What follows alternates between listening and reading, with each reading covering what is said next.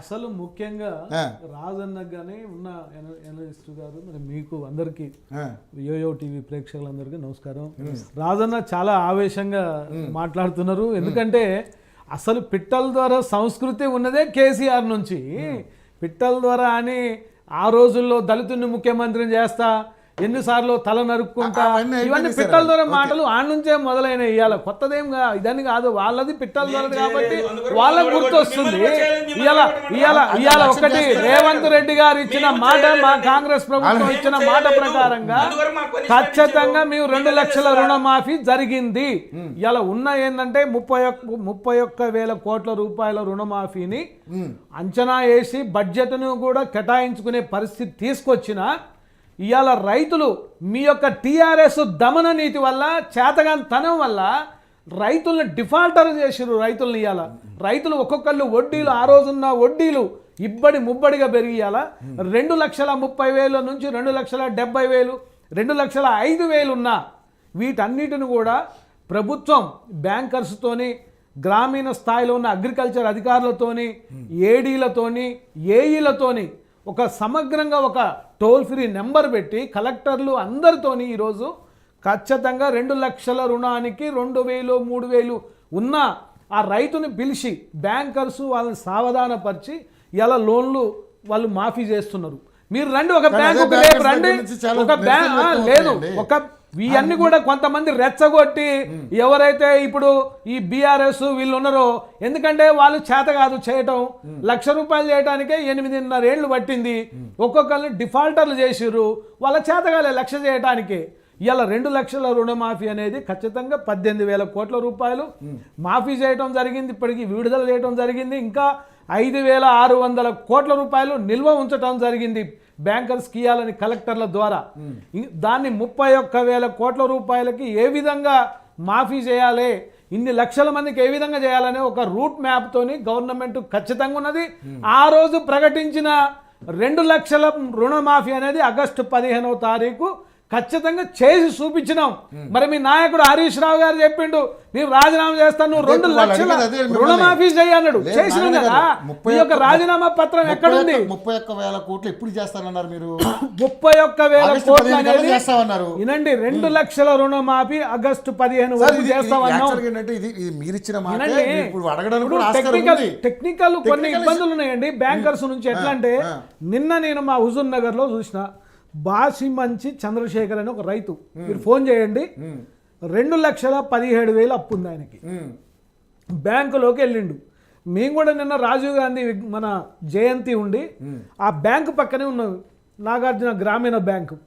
ఆ బ్యాంకులోకి పోయినాం, మేనేజర్ని అడిగినాం, ఏమంటానంటే ఏం లేదంటే మీరు 17,000 కట్టేస్తే మేము 2 లక్షల రుణమాఫీ చేస్తామంటే ఆయన కట్టేసిండు. ఆయన టెక్నికల్గా అలాంటి ఎంతమంది రైతులు ఉన్నారని మేము అడిగినాం కార్యకర్తలం కొంతమంది వెళ్ళి. అది తెలియక అసలు పెట్టనమ్మంటే ఎప్పుడు పెట్టబ్బా, రోజు పెట్టే డాష్ అన్నట్టుంది బీఆర్ఎస్ నాయకుల పరిస్థితి లేదు. అందుకనే వాళ్ళని ఆడనో బంగాళాఖాతంలో కలిపిరు ప్రజలు.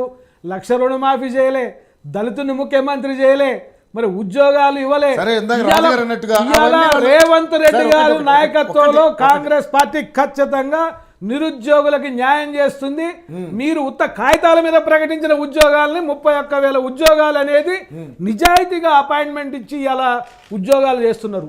కాగితాల మీద ప్రకటించిపోయారు, నోటిఫికేషన్లు ఇచ్చి ఉత్త ప్రకటించండి. అక్కడ కూర్చుని ఇప్పుడు తుపాకి రావడం ఉండేది, ఇళ్ల ముందుకు వస్తాడు.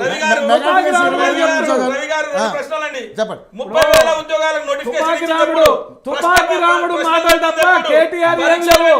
తుపాకి రాముడు మన ఇళ్ల ముందుకు వచ్చి చెమ్మ బియ్యం పోసి చూడమంట పెట్టాలి. తుపాకి రాముడు మాటలే కేసీఆర్, కేటీఆర్. మాది ఖచ్చితమైన కాంగ్రెస్, రేవంత్ రెడ్డి గారు, కాంగ్రెస్ ప్రభుత్వం ఖచ్చితంగా 2 లక్షల రుణమాఫీ చేసింది. ఈ రుణమాఫీ చేసింది. హరీష్ రావు గారు ఎక్కడుంది? అగ్గి పెట్టవ ఆ రోజు దొరకలే, అగ్గి పెట్టి ఆ రోజు దొరకలే.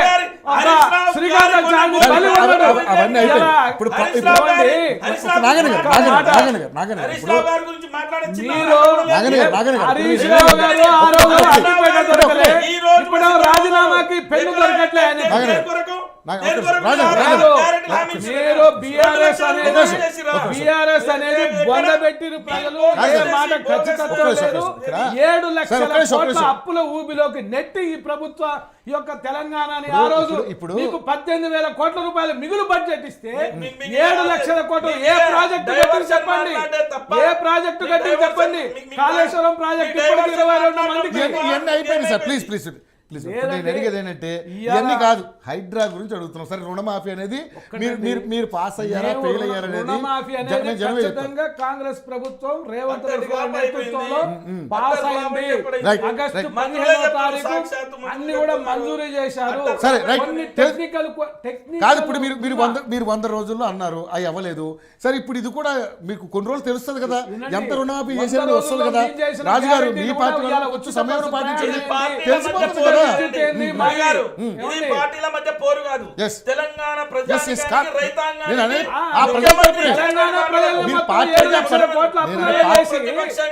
మీరు మాత్రం లక్షల హైడ్రా మీద right right okay right HYDRAA మీద మీ అభిప్రాయం ఏంటి? ఎందుకంటే ఇది ఎంతవరకు మీరు అంటే వాళ్ళు సవాల్ చేస్తామన్నారు, దాని మీద మీరు ఏం సమాధానం చెప్తారు? హైడ్రా అనేది ప్రస్తుత పరిస్థితుల్లో ఏంటంటే హైదరాబాద్ అనేది దాదాపు 1 కోటి జనాభాకి రీచ్ అయింది ఇప్పటికీ. హైదరాబాద్ మహానగరం కొంతమంది నాలాలు ఆక్రమించారని 9.5 ఏళ్ళు కూడా గగ్గోలు పెట్టారు అనేక మంది స్వచ్ఛంద సంస్థలు కానీ కాంగ్రెస్ ప్రతినిధులు కానీ అందరు కూడా గగ్గోలు పెట్టారు. కానీ ఏ ఒక్కరిని కూడా చీమంతా కూడా ఆ రోజు పలకరించలేదు. ఆ దమ్ము ధైర్యం లేదు ఆ రోజు ఈ బీఆర్ఎస్ నాయకులకి. ఎంతున్నా వాళ్ళు బ్లాక్ మెయిల్ చేయటం, ఓ నోటీస్ ఇవ్వటం, ఆ ఇన్కన్వీనియన్స్ ఇదో అంటాం, వాళ్ళతో మాట్లాడుకోవటం, ఇదే చేసుకున్నాం. ఇవాళ ఖచ్చితంగా నిజాయితీగా కాంగ్రెస్ ప్రభుత్వం రేవంత్ రెడ్డి గారి నాయకత్వంలో హైడ్రాలో ఒక నిజాయితీ గల ఆఫీసర్ని రంగనాథ్ గారిని పెట్టి ఇవాళ వారి ద్వారా ఖచ్చితంగా ఫీల్డ్ ఎంక్వైరీ చేస్తూ ఎక్కడ అన్యాక్రాంతమైంది, ఎక్కడ ఎఫ్టీఎల్ ఉంది, ఎక్కడ బఫర్ జోన్ ఉంది అనే దాని మీద ఒక డైరెక్ట్ ఫీల్డ్ ఎంక్వైరీ ఒక ఆఫీసర్, ఒక ఐపీఎస్, ఒక కమిషనర్ స్థాయి అంతమంది అధికారులను పెట్టి 200 మందిని అధికారులను ఒక స్పెషల్ గా టీం ఏర్పాటు చేసి అలా హైడ్రాను అమలు చేయటం అనేది చాలా గొప్ప విశేషం. ఎవరున్నా సరే పార్టీలకు సంబంధం లేదు, రేవంత్ రెడ్డి గారికి ఇది లేదు, ఎవరు ఇంకో కేటీఆర్ కు కాదు. ఖచ్చితంగా ఈ యొక్క హైదరాబాద్ నగర ప్రజలు గుండె ధైర్యంతో వరదలు వచ్చినా వానలు వచ్చినా ఉండాలనే యొక్క సత్సంకల్పంతో ఇలా మొదలు పెట్టారు. వర్షాల సీజన్ కాబట్టి ఖచ్చితంగా నాలాల క్లియరెన్స్ చేయాలి. ఖచ్చితంగా చెరువుల దగ్గర ఉన్న ఇండ్లు, ఆ ఇండ్లలో గతంలో చూసినాం లండను ఈ సిటీలు చేస్తామంటే బీఆర్ఎస్ ప్రభుత్వంలో ఈ యొక్క నడి రోడ్ల మీద కొట్టకపోతుంటే పడవలు వేసుకొని రెస్క్యూ టీములు చేసినాయి. 9.5 ఏళ్ళు ఎన్ని ఇబ్బందులు పడ్డాం. అది రావద్దు. ఇలా వర్షాలు ఎక్కువ ఉన్నాయి, ఇప్పుడు వర్ష సూచన ఎక్కువ ఉంది తెలంగాణలో. దీన్ని అధిగమించాలంటే ఈ వర్షాకాలం జాగ్రత్తగా ఉండాలి. ఎక్కడైతే చెరువులలో మునక ప్రాంతాల్లో ఉన్నారో వాళ్ళని అలర్ట్ చేయాలి. కాబట్టి బిల్డింగులన్నీ నాలాలకు అడ్డంగా చెరువులకు అడ్డంగా ఉంటున్నాయని అది ఏ పార్టీ నాయకుడు అవసరం లేదు, ఎంత పెద్ద నాయకుడైనా అవసరం లేదు. ఖచ్చితంగా హైడ్రా అనేది ఒక స్వచ్ఛంద సంస్థ లెక్క పనిచేస్తుంది. కానీ దీని వెనక చాలా మంది ప్రజలు ఫ్లాట్లు కొనుక్కున్న వాళ్ళు కావచ్చు, ఇల్లు కట్టుకున్న వాళ్ళు కావచ్చు, చాలా ఇబ్బంది పడుతున్నటువంటి అంశం.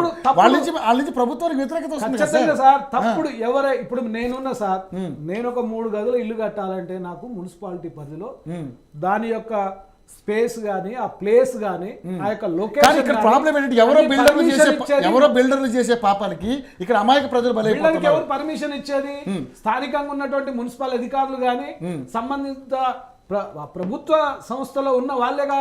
మరి నిన్నటిదాకా ఎవరిచ్చినా ఇండ్లకన్నీ పర్మిషను అవినీతి కోసం ఒక ఇది చేసి బీఆర్ఎస్ వాళ్ళు మొత్తం అన్నిటికీ వాళ్ళు ఇచ్చేసారు.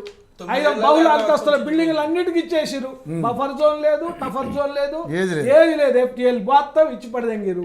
ఇలా ఆఖరికి వచ్చే వరకు 2-3 ఏళ్లలోనే వరద మొత్తం నిండిపోయి మొత్తం మన దగ్గర డల్లాస్ అయిపోయి ఇది కలాస్ అయిపోయింది. పడవలు వేసుకొని తిరిగినావు, పడవలు వేసుకొని తిరిగితే ఇంటింటికి 10,000 ఇస్తామన్నారు ఆ రోజు, అది కూడా మర్చిపోయారు. ఆ రోజు 10,000 కార్యక్రమం పోయింది.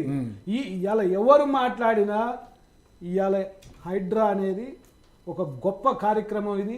కాంగ్రెస్ ప్రభుత్వం ఇంత డేర్ స్టెప్, ఇందులో రాగద్వేషాలు అలాంటివి ఏమి లేవా? ఇందులో ఎలాంటి రాగద్వేషాలు లేవు, ఎలాంటి ఆలోచనలు కానీ లేవు. ఎందుకంటే ఆ ఫీల్డ్ ఎంక్వైరీకి కమిషనర్ స్థాయి అధికారి పోయినప్పుడు అక్కడ ప్రజలు కూడా లైవ్ చూస్తున్నారు. మీరు ఎందుకండి పక్కన అన్న కరాటే రాజన్ ఇల్లు చూస్తున్నావు కానీ మన నాగన్ ఇల్లు చూడట్లేదని అడుగుతారు. అక్కడ పక్కన అడుగుతారు. అవన్నీ